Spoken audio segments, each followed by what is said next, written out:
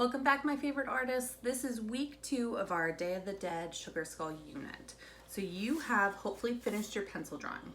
Now we're gonna add color. Unfortunately, our art kits still haven't come in, so we're gonna use whatever you have available. I really recommend colored pencils or crayons.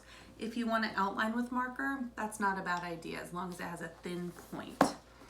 Now I'm gonna recommend the first step being you outline or go over all of your beautiful, finalized hard work.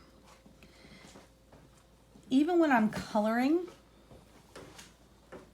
I like to do the details really carefully, or at least go around them. And you want to color in small details last. However, you want to be mindful of them so you're not coloring over. I noticed even with the pumpkins, some of you were coloring in class with me over your drawing, so then I couldn't really see all your beautiful work. You want to make sure you're going around all of that. Now, I'm not going to spend this video coloring my entire sugar skull, but I do want you to review with me the coloring matrix that I have in the art room. I'm not going to pull that out right now, but I am going to talk to you about what my expectations are. So when you're coloring, you're going to work slowly. You're going to stay inside your lines. So, for example, no, I know I said we do details last, but you work with how you want. You really want to push down so you clearly can see. And you want to think about the colors that you're using. So I know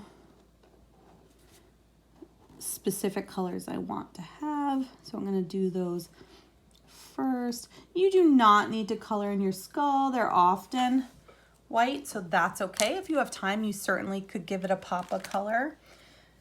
That is really up to you. And these really do need an outline, I think. But I don't know if I myself have a really well working marker, thin marker. So you can see I'm doing it with my twistable crayon, maybe, colored pencil. But it's all right. Whatever you have, that's what we're gonna use. So you're gonna really take your time. I know I wanna make this hairband blue.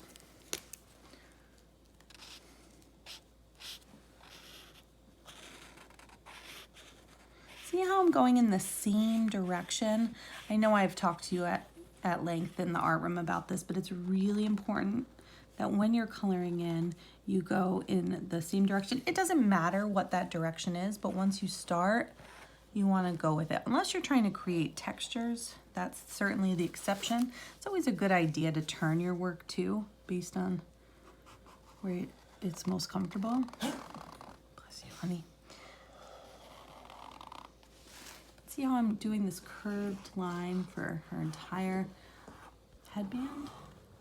And that is really what I have in mind for you too.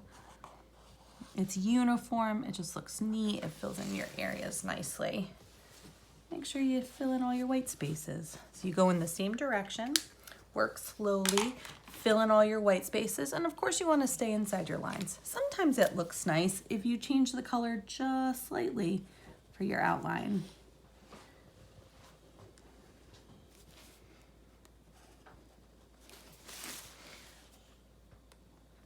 There's all sorts of tricks with markers you can do.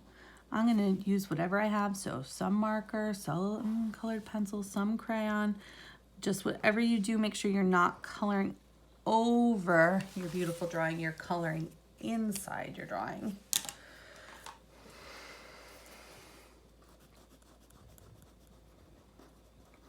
So I'm curving my line a little there to go around the nose cavity. But for the most part, I'm going up and down and in the same direction inside my lines. And I hope you do the same.